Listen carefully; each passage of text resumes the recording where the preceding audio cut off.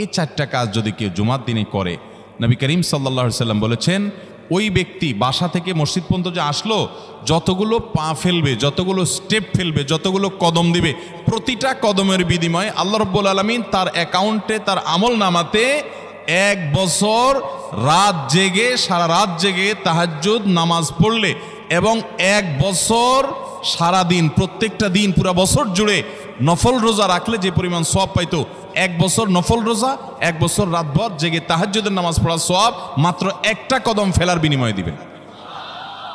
তাহলে আপনার বাসা থেকে যদি মসজিদে আসতে 100টা কদম হয়, 100 বছরের নফল নামাজ, 100 বছরের নফল রোজা, আপনি এটার সওয়াব আপনার অ্যাকাউন্টে জুমার দিন মাত্র 4টা কাজ করার মাধ্যমে আপনি পেয়ে যাবেন। এবং এটি অনেক হাদিস বিশ্লেষকগণ বলেছেন, কোরআন হাদিসে বহু ফজিলতের কথাই বলা আছে। এত বিপুল পরিমাণে, এত অধিক পরিমাণে সওয়াবের কথা যে কারো বাসা থেকে অনেকের আছে যেতে 500 স্টেপ পড়বে। 500 স্টেপ পড়লে কতটুকু হয়? সামান্য একটু জায়গা যেতে 500 কদম হয়ে যায়। অনেকের বাসা থেকে যদি 500 কদম পড়ে 300 কদম হয়, তো সে এই 500 বছর নফল নামাজ, নফল রোজা, রাত ভর দিনভর করার সওয়াব, কন্টিনিউয়াসলি করার সওয়াব মাত্র এই মসজিদে গেল আসলো, এই 4টা শর্ত পূরণ করে সেইটা সওয়াবটা পেতে পারে। যদি সপ্তাহে 4 জমা হয় তাহলে 4 বার 500 করে যদি হলো 2000 বছর, এভাবে তার আমল নামাজের সওয়াবের পাহাড় সে জমা করতে পারে শুক্রবারের ছোট্ট আমলটার মাধ্যমে।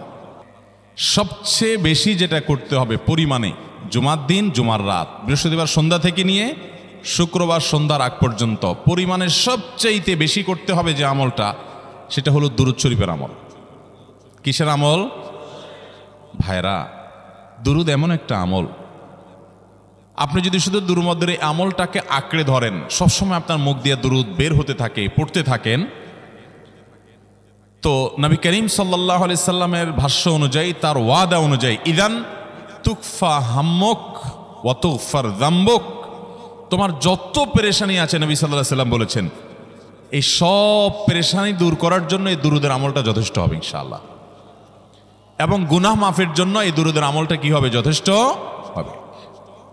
নবী করিম সাল্লাল্লাহু আলাইহি সাল্লাম বলেছেন, মান সাল্লা আলাইয়া মাররাতান সাল্লাল্লাহু আলাইহি আশরা, যে ব্যক্তি আমার প্রতি একবার দুরূদ পাঠ করবে, আল্লাহ রাব্বুল আলামিন তার প্রতি 10 বার রহমত নাজিল করবেন।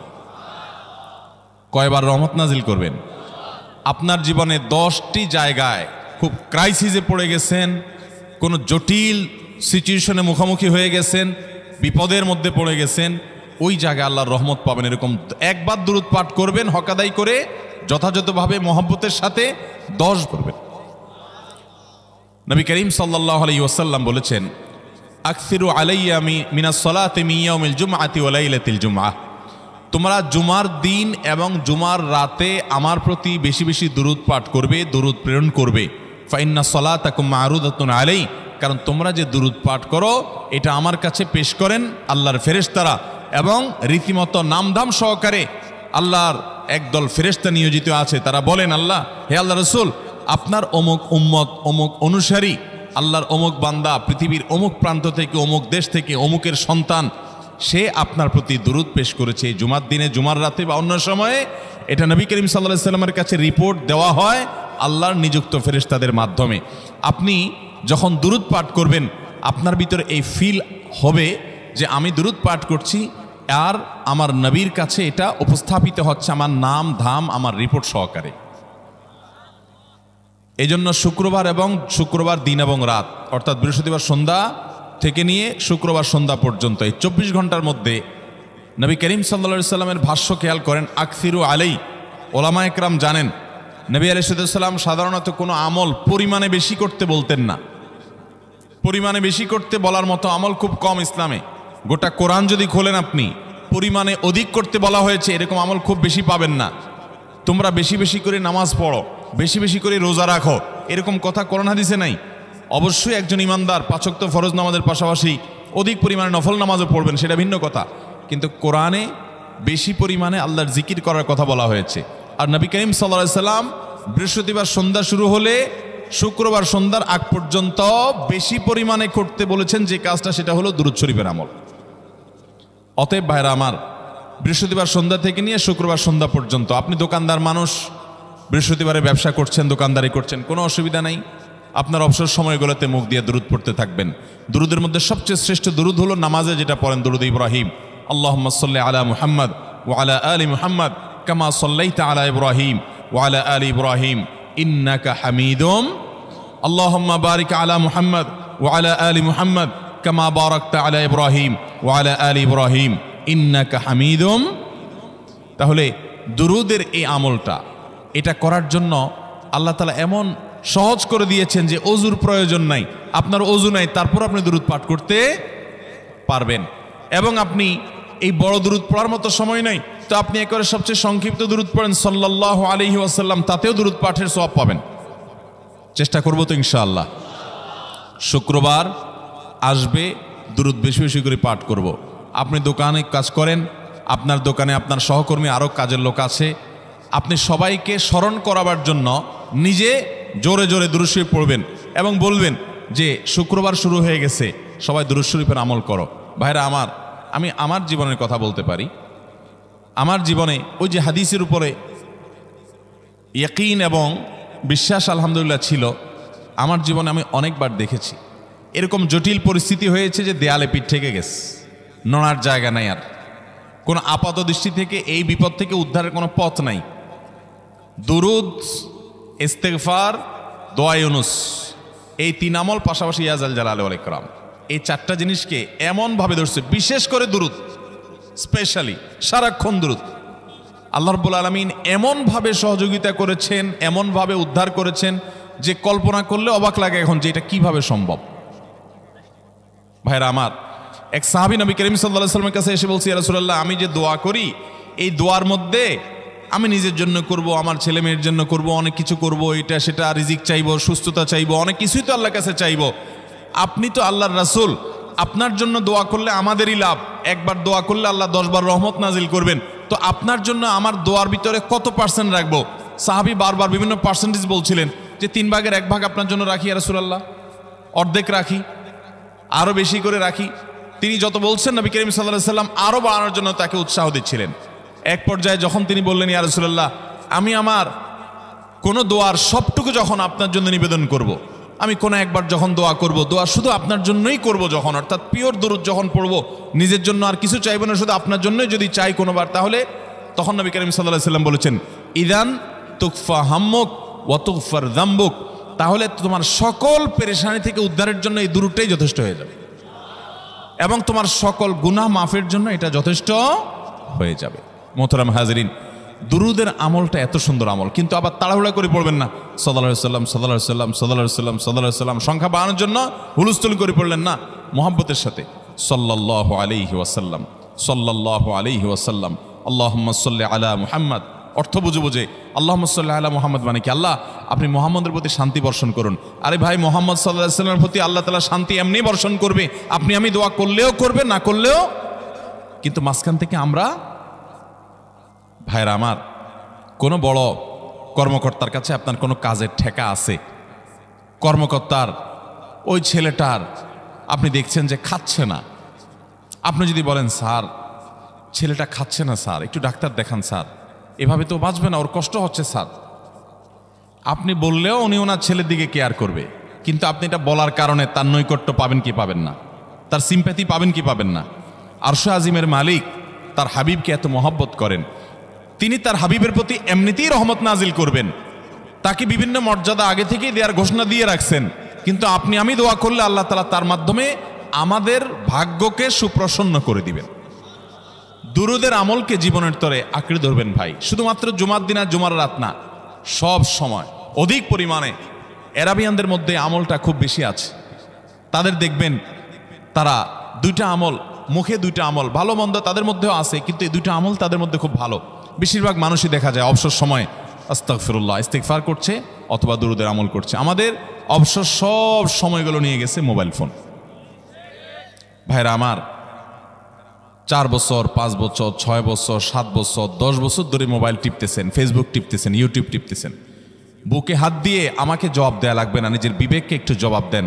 এই 10 বছর ফেসবুক, ইউটিউব, টিকটক, হোয়াটসঅ্যাপ টিপে আপনার অর্জন কি হয়েছে একটু হিসাব মিলান। এই যে স্ক্রল করতেছেন আঙ্গুল দিয়া, ঘন্টাকে ঘন্টা, এই আঙ্গুল দিয়ে টানছেন টানছেন, নিচের দিকে যাচ্ছেন স্ক্রল করে ফেসবুকে, ইউটিউবে, একের পর এক। আপনার জীবনে অর্জনটা কি হয়েছে বলেন? ভাইরা আমার, এই মোবাইলের নিয়ন্ত্রণ করতে হবে, প্রয়োজনে ব্যবহার করতে হবে, কিন্তু এটাকে অনিয়ন্ত্রিত ব্যবহার করা যাবে না। একেবারে যখন তখন সারাদিন টিপাটিপি করলেন। আজকাল তো পোলাপান টয়লেটে গেলেও নিয়ে যায়। আল্লাহ তাআলা আমাদেরকে এই রোগ থেকে বেঁচে থাকার তৌফিক দান করুন। ভাইরা আমার, জীবনটাকে পরিবর্তন করতে হয়। সারা জীবন তো একরকম থাকলে হবে না। বহুত পাগলামি করেছি, আসুন নিজেকে সংশোধন করি। তাহলে জুমার দিন উপলক্ষে 1 নম্বরের আমল বলেছি। বেশি বেশি কোন আমল করতে হবে? সারা জীবন মনে রাখবো তো ইনশাআল্লাহ। বাসা বাড়িতে পরিবারের লোকদেরকে মনে করাবো তো ইনশাআল্লাহ। আমি আমার ড্রাইভার থাকুক, আমার ছেলে মেয়ে থাকুক, আমার পরিবারের লোক থাকুক, আমি আমার কথা আপনাদের বলি উৎসাহের জন্য, যে জুমার দিন শুরু হয়ে গেলে আমি, শুধু আমি না, আমার পরিবার অন্যান্যরাও একে অন্যকে আমরা স্মরণ করে দিই। কে কে দুরূদ পড়তে কতবার পড়ছো, কেউ পড়ছে কিনা একবারও, সন্ধ্যা হয়ে গেছে, অনেকক্ষণ হয়ে গেছে, সবাই শুরু করি। আমলটা করবো তো ইনশাআল্লাহ। নাম্বার 1। নাম্বার 2, জুমার দিন উপলক্ষে অন্য যে কোনো দিনের চাইতে জুমার দিন অর্থাৎ শুক্রবারের ফজর নামাজ পুরুষরা মসজিদে জামাতের সাথে পড়বেন। জামাতের সাথে পড়ার নিয়ত করবেন পাক্কা। কারণ অন্য যে কোনো দিনের ফজর নামাজ না, শুধুমাত্র যত নামাজ আছে, নবী করিম সাল্লাল্লাহু আলাইহি সাল্লাম বলেছেন, আফদালুস সালাওয়াতে ইনদাল্লাহ, আল্লাহর কাছে দুনিয়ার সব নামাজের মধ্যে, 5 ওয়াক্ত সাধারণ নামাজগুলোর মধ্যে সবচাইতে উত্তম নামাজ হলো সলাতুল ফজরে মাআল জামাআতে ইয়াউমাল জুমআ। জুমার দিন ফজরের নামাজ জামাতের সাথে আদায় করা হলো যত নামাজ আছে এর মধ্যে সবচেয়ে শ্রেষ্ঠ নামাজ। তাহলে জুমার দিনে এই বিষয়টা বিশেষভাবে খেয়াল রাখবো। জুমার দিন ফজর নামাজটা পুরুষরা কোথায় পড়বো, এবং সেটা বৃহস্পতিবার থেকে পরিকল্পনা শুরু করবো যে কালকের ফজর নামাজ যাতে কোনো অবস্থাতে আমার মিস না হয়। আমাদের আখিরাতের ব্যবসা এটা ভাই, আখিরাতের কারেন্সি সংগ্রহ করা। যত খুঁটে খুঁটে ভালো ভালো আমলগুলো করবেন, আপনার আমল নামাতে আমল সওয়াব জমা হতে থাকবে। চেষ্টা করবো তো ইনশাআল্লাহ। আমাদেরকে শয়তান অন্যদিন ফজরের নামাজ পড়ার সুযোগ হলেও শয়তান এমনভাবে আমাদেরকে ধোঁকা দেয়, শুক্রবারে ফজরটা পড়াটা সবচেয়ে বেশি কঠিন হয়ে যায়। কেন জানেন?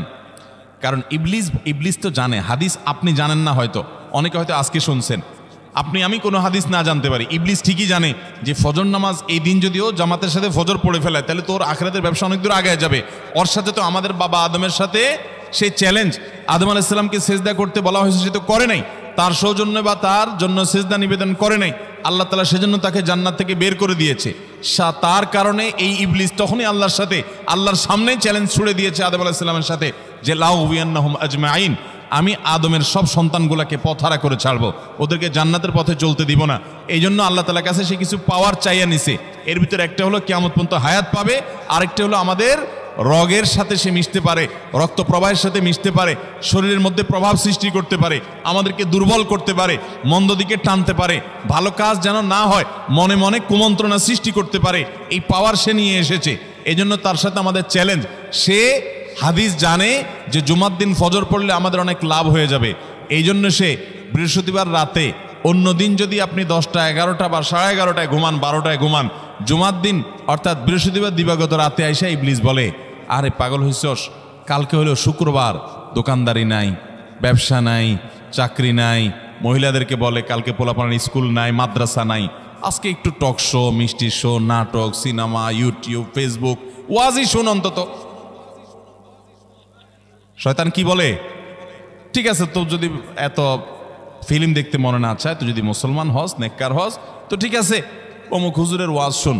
এই হুজুরের ওয়াজ শোনাত লাগাই দিয়ে রাতে 1টা 2টা পর্যন্ত পার করে দিল। এরপরে ফজর নামাজ ওর জামাতের সাথে মিস, শেষ। ভাইরা আমার, প্রত্যেক বৃহস্পতিবার আসলে সন্ধ্যার সময় প্রতিজ্ঞা করব, সপ্তাহের অন্য দিন যদি আমার ত্রুটি বিচ্যুতি হয়ও আমি সেটাকে কারেকশন করার চেষ্টা করব, কিন্তু শুক্রবার ফজরটা পুরুষ হিসাবে আমি জামাতের সাথে পড়বই পড়বো। তার জন্য রাতে আগে আগে শোবো, ডাবল ট্রিপল অ্যালার্ম দিয়ে শোবো, অন্য নামাজি বন্ধুকে বলবো ফোন দিয়ে ডেকে দিবি, একে অন্যের সহযোগিতা করব, কিন্তু ফজরের নামাজ জুমার দিন ছাড়বো না ইনশাআল্লাহ। ঠিক আছে তো?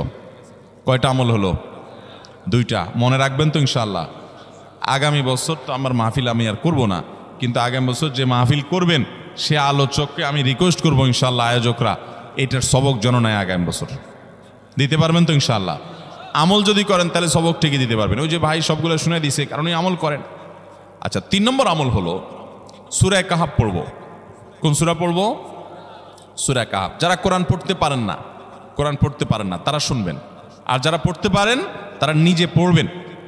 সূরা কাহাফ যদি জুমার দিন কেউ পড়ে, নবী করিম সাল্লাল্লাহু আলাইহি সাল্লাম বলেছেন এই সূরাটা তার জন্য নূর হবে, নূর, আলো আল্লাহর তরফ থেকে। কিয়ামতের ময়দানে ভয়াবহ গুটগুটে অন্ধকার হবে। কিয়ামতের একটা ভয়াবহ শাস্তি হলো অন্ধকারের শাস্তি। ভাইরা আমার, অন্ধকারের শাস্তি মানে এমন ভয়াবহ অন্ধকার হবে যে দুনিয়ার অন্ধকারের সাথে এর কোনো তুলনাযোগ্য নয়।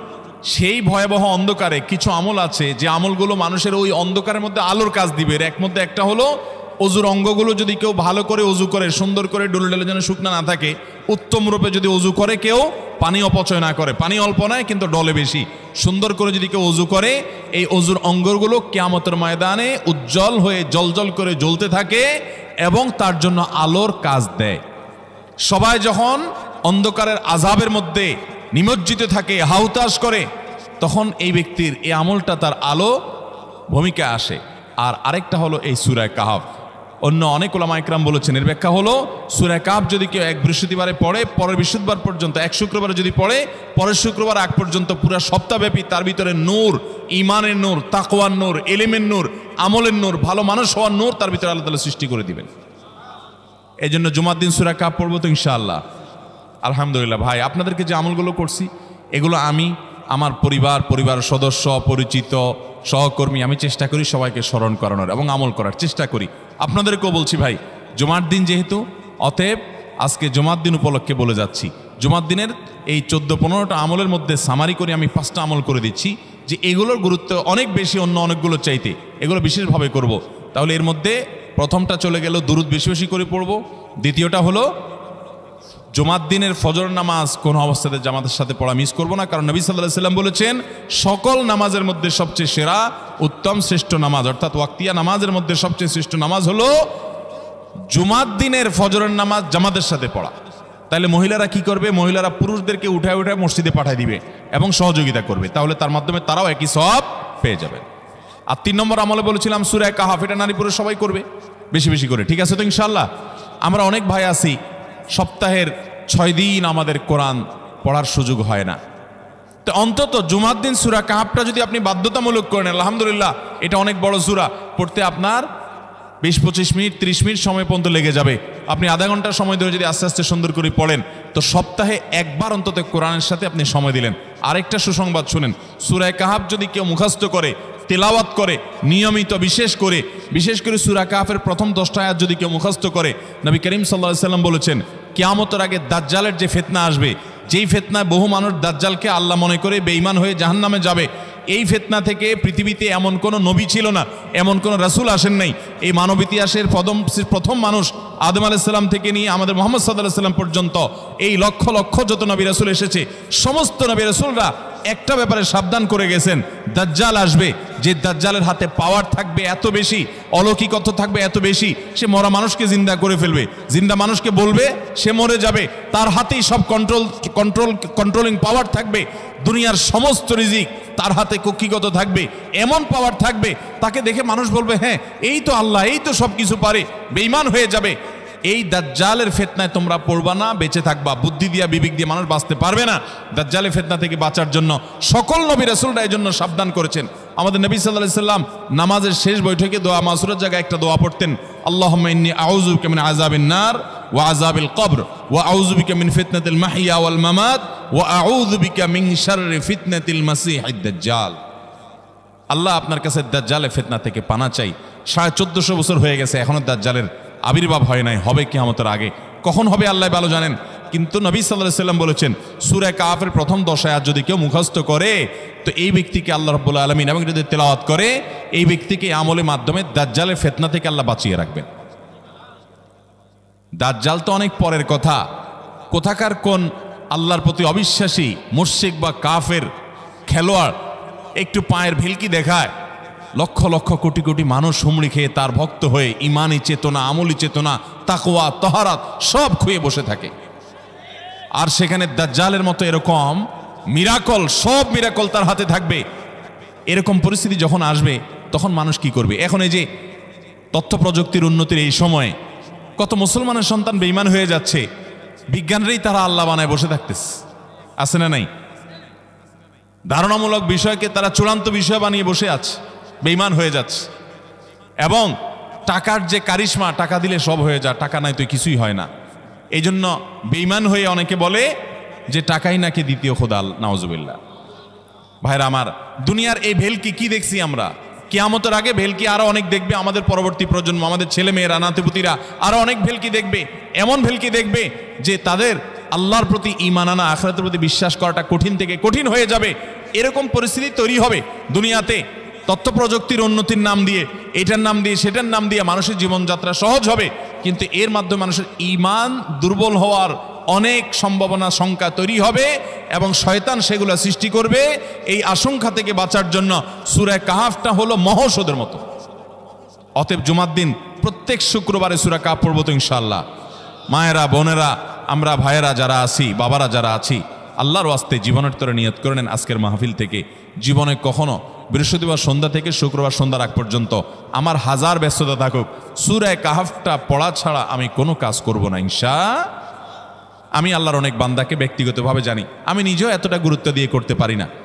অনেক বড় সরকারি কর্মকর্তা, অনেক বড় পদের নাম আমি বলবো না, আমাকে বলে ভাই আমি মাগরিবের পর, ব্যক্তিগতভাবে আমি জানি উনি খুব সৎ মানুষ, সব মানুষ একরকম হয় না, সৎ মানুষ। উনি বললেন ভাই মাগরিবের পরে আমার ফ্যামিলির সব বাচ্চা কাচ্চা সবাইকে আমি বলি, আমি ব্যস্ত থাকলেও বলি যে মাগরিবের পরে আগে সবাই সূরা কাহাফটা পড়ে ফেলো, এরপর অন্য সব আমল। আমরাও চেষ্টা করবো না ইনশাআল্লাহ। কয়টা আমল গেল? তাসাল, ফরজ গোসল হলে ফরজ গোসল করবে, উত্তম রূপে গোসল করবে, ভালো করে গোসল করবে জুমার দিন। ওয়ামাশা ওয়ালাম ইয়ারকাব, জুমার নামাজের জন্য পায়ে হেঁটে মসজিদে যাবে, বাহনে চড়বে না। কেউ যদি মাজুর হয় সে বাহনে চড়লেও চলবে, কিন্তু সাধারণ যারা সুস্থ আছেন পায়ে হেঁটে মসজিদে যাবেন, বাহনে চড়লেন না। জুমার দিনের কথা, জুমার নামাজের কথা। ওয়াদানা মিনাল ইমামে ওয়ালাম ইয়ালগু, ইমামের কাছাকাছি গিয়ে বসবে, দূরে না, যত কাছে যেতে পারে একদম সামনের কাতার ইমামের কাছাকাছি গিয়ে বসবে, কোনো অনর্থক কথা বলবে না, দুনিয়াবি কথা বলবে না, বেহুদি কাজ করবে না। ওখানে গিয়ে যতক্ষণ সময় পাবে জিকির, আজকার, তেলাওয়াত, তাসবিহ, দোয়া, রোনাজারি, কান্নাকাটি, বই পড়া, দিনী কাজ করা, এর মধ্যে সে কাটাবে নিজেকে। এই কয়েকটা কাজ যদি করে তাহলে কাজ কয়টা হলো? আগে আগে ঘুম থেকে উঠা, ওই যে ফজর নামাজ জামাতের সাথে পড়া ইত্যাদি, গোসল করা উত্তম রূপে, আর পায়ে হেঁটে মসজিদে যাওয়া, বাহনে না চড়া। 4 নম্বর হলো ইমামের কাছাকাছি গিয়ে বসা, কোনো অনর্থক কাজ না করা। এই 4টা কাজ যদি কেউ জুমার দিনে করে, নবী করিম সাল্লাল্লাহু আলাইহি সাল্লাম বলেছেন ওই ব্যক্তি বাসা থেকে মসজিদ পর্যন্ত যে আসলো, যতগুলো পা ফেলবে, যতগুলো স্টেপ ফেলবে, যতগুলো কদম দিবে, প্রতিটা কদমের বিনিময়ে আল্লাহ রাব্বুল আলামিন তার অ্যাকাউন্টে, তার আমল নামাতে 1 বছর রাত জেগে, সারা রাত জেগে তাহাজ্জুদ নামাজ পড়লে এবং 1 বছর সারা দিন, প্রত্যেকটা দিন পুরা বছর জুড়ে নফল রোজা রাখলে যে পরিমাণ সওয়াব পাইতো, 1 বছর নফল রোজা, 1 বছর রাতভর জেগে তাহাজ্জুদের নামাজ পড়ার সওয়াব মাত্র একটা কদম ফেলার বিনিময়ে দিবেন। তাহলে আপনার বাসা থেকে যদি মসজিদে আসতে 100টা কদম হয়, 100 বছরের নফল নামাজ, 100 বছরের নফল রোজা, আপনি এটার সওয়াব আপনার অ্যাকাউন্টে জুমার দিন মাত্র 4টা কাজ করার মাধ্যমে আপনি পেয়ে যাবেন। এবং এটি অনেক হাদিস বিশ্লেষকগণ বলেছেন, কোরআন হাদিসে বহু ফজিলতের কথাই বলা আছে। এত বিপুল পরিমাণে, এত অধিক পরিমাণে সওয়াবের কথা যে কারো বাসা থেকে অনেকের আছে যেতে 500 স্টেপ পড়বে। 500 স্টেপ পড়লে কতটুকু হয়? সামান্য একটু জায়গা যেতে 500 কদম হয়ে যায়।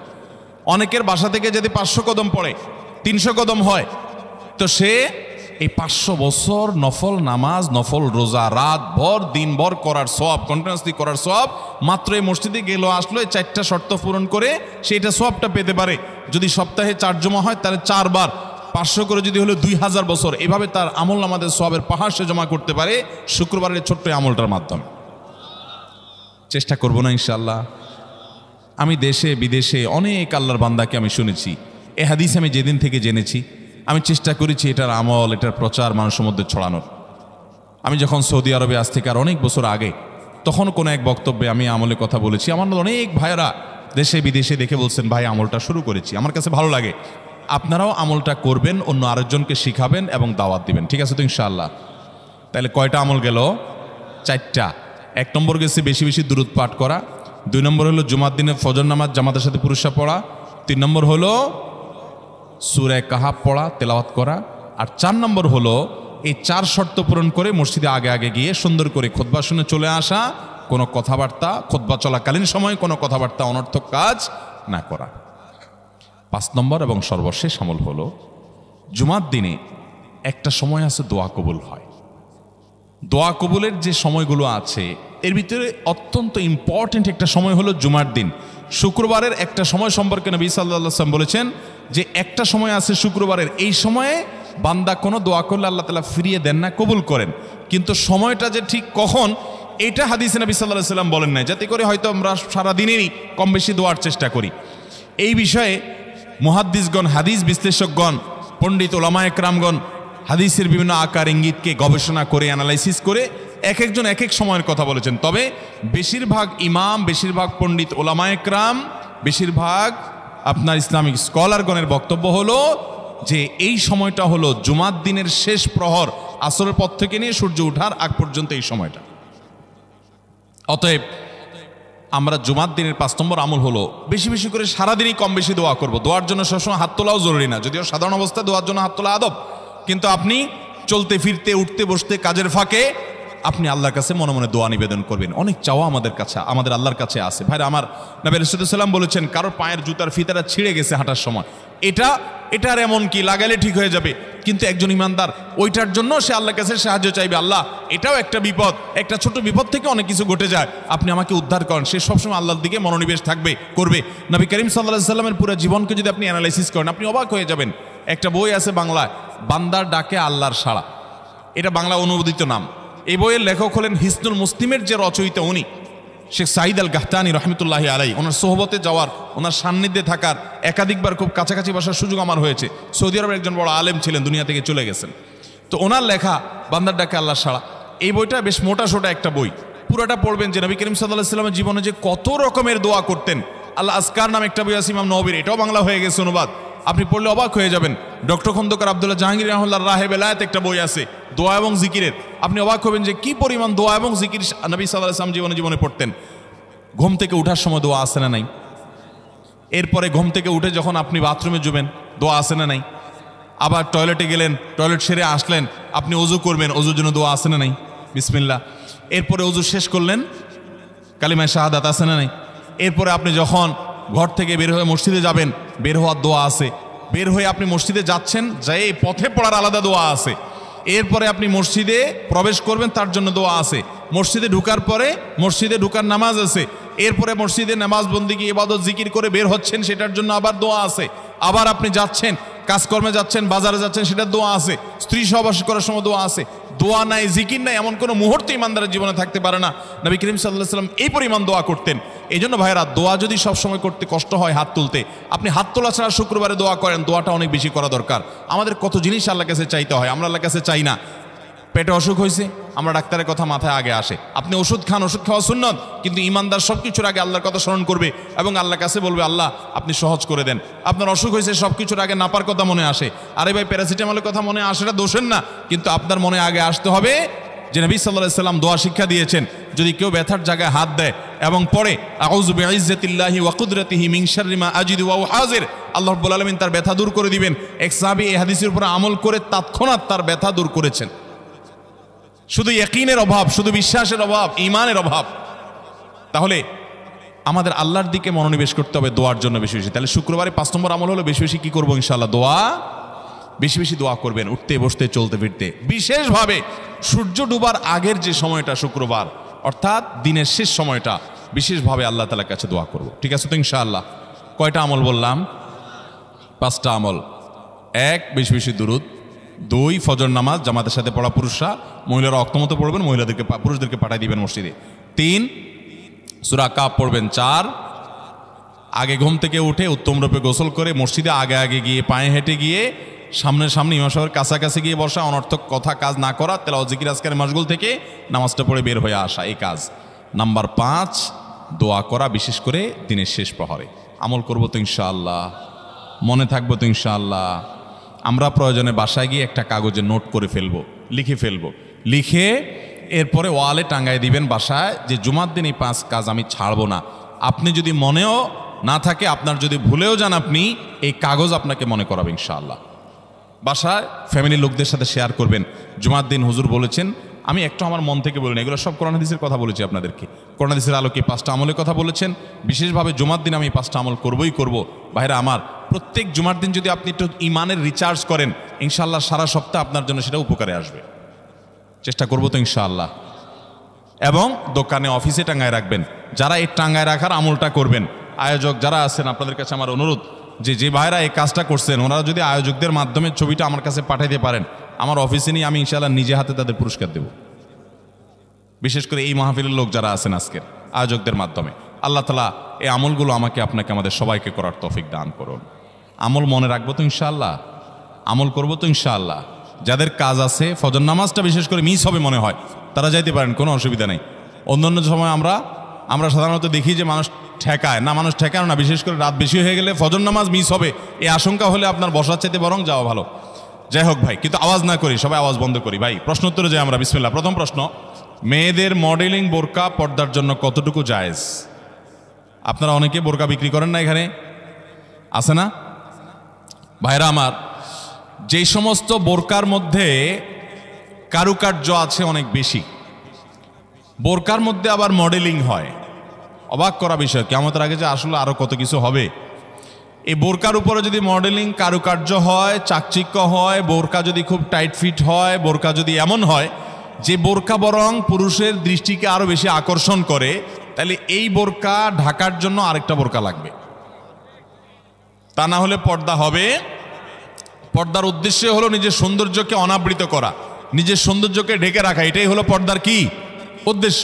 সেখানে যদি পর্দার উদ্দেশ্যটাই নষ্ট হয়ে যায়, তাহলে এই বোরকা পরলে পর্দা করার যে নির্দেশ সেটা পালন হবে। ভাইরা আমার, এই জন্য টেডি মার্কা বোরকা, আপনার এই মডেলিং মার্কা বোরকা, স্টাইলিশ বোরকা, এগুলা পর্দা হবে না এগুলা দ্বারা। হ্যাঁ, কোনো নারী তিনি খোলামেলা চলাফেরা করেন, তিনি দিনের পথে মাত্র আসছেন, মডেলিং দিয়ে শুরু করছেন, আস্তে আস্তে ইনশাল্লাহ পিওর বোরকা যাবেন, হ্যাঁ, সেই হিসাবে তার জন্য আমি বলতে পারি এটা ওজোর, ঠিক আছে, উনি চেষ্টা করেছেন, শুরুটা অন্তত করেছেন। কিন্তু ভাইরা, পরিপূর্ণ পর্দা করতে চাইলে এই মডেলিং বা স্টাইল মার্কা বোরকা হবে। আচ্ছা বলেন তো, আপনার আমার মা বোন বা স্ত্রীকে যদি আমরা বাহিরে নিয়ে যাই, তাদের সাথে আমরা বাহিরে যাই, তারা যদি খোলামেলা পোশাক পরে যায় বা এমন পোশাক পরে যায় যেটা সব পুরুষের দৃষ্টিকে আকৃষ্ট করে, তাহলে অন্য সব পুরুষরা তার দিকে তাকাইলে আপনার কাছে ভালো লাগে না খারাপ লাগে? কেমনে খারাপ লাগে? অনেক পুরুষটা আছে বউয়ের ছবি ফেসবুকে দিয়ে বলে, আপনাদের ভাবি কেমন হলো বললেন। অনেক পুরুষ এ কাম করে না? ফেসবুকে আবার কমেন্টে নিচে দিয়া দোস্তরা লেখে, দোস্ত ভাবি অনেক সুন্দর, মাশাআল্লাহ, আবার মাশাআল্লাহ লেখে। এরপরে আবার দোস্ত আবার রিপ্লাইতে দেয় কি, ধন্যবাদ দোস্ত, মানে আমার বউরে তুই সুন্দর বলছস, তার মানে তুই দেখছস, মনে মনে জল্পনা কল্পনা করছস, করে আবার লিখছস, এই জন্য তোর ধন্যবাদ। ভাইরা আমার, মানুষের বিবেক যখন লোপ পেয়ে যায় তখন সে হিতাহিত জ্ঞান হারিয়ে ফেলে। আমাদের মা, আমাদের বোন, আমাদের মেয়ে, আমাদের স্ত্রী, তাদেরকে নিয়ে আমরা যখন খোলামেলা পোশাকে যাব, কোনো বিয়েতে আপনি যখন যাবেন, কোনো মার্কেটে যাবেন, একেবারে চাকচিক্যপূর্ণ পোশাক, একদম খোলামেলা অশ্লীল, তো জগতে বা রাস্তায় যত পুরুষরা তাদেরকে দেখবে, এই সৌন্দর্য দেখার পর পুরুষদের মনে মনে তাকে নিয়ে বাজে চিন্তা, জল্পনা কল্পনা, মনে মনে জেনা, এটা হবে কি হবে না? না, হবে না। সবাই কি বাজে চিন্তা করে আপনার মতো? পবিত্র চিন্তা করতে পারে না? কি বলেন ভাইরা আমার? যারা নিজেদের বউকে নিয়ে এটা নিয়ে সন্দেহে আছেন, আমি তাদেরকে বলতেছি, আমাকে উত্তর দেওয়া লাগবে না, আপনার নিজেকে প্রশ্ন করেন, নিজের বিবেককে প্রশ্ন করেন। আপনি এরকম মহিলা রাস্তাঘাটে দেখলে আপনার কি হাল হয়? আপনি যা যা চিন্তা করেন, আপনার বউ, আপনার মা বোনকে নিয়ে এভাবে আপনি বের হলে অন্যরাও সে চিন্তাই করে। আল্লাহ আমাদের বিবেকটাকে খোলার তৌফিক দান করুন।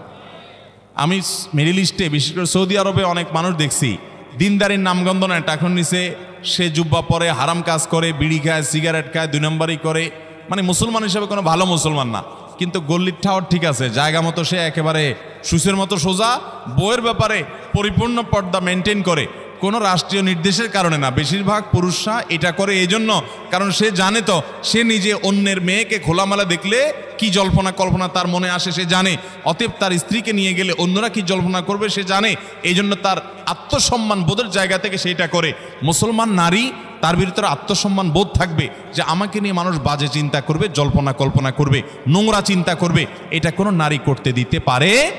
একজন খোলামেলা বেপর্দা নারীকে দেখে যত মানুষ মনে মনে তাকে জেনা করে, সে মনের কথাগুলো যদি মানুষ বলতো, এই নারী জুতা দিয়ে পিটতে পিটতে রাস্তা যাইত। কিন্তু সে মনে মনে মানুষের এই জেনার কাজ সে করে যাচ্ছে। আল্লাহ আমাদেরকে পর্দার গুরুত্ব বোঝার তৌফিক দান করুন। এটা নারীর জন্য অসম্মান না, এটা নারীর জন্য বরং সম্মানের, এটা নারীর ইজ্জত রক্ষার জন্য সবচেয়ে বড় মাধ্যম।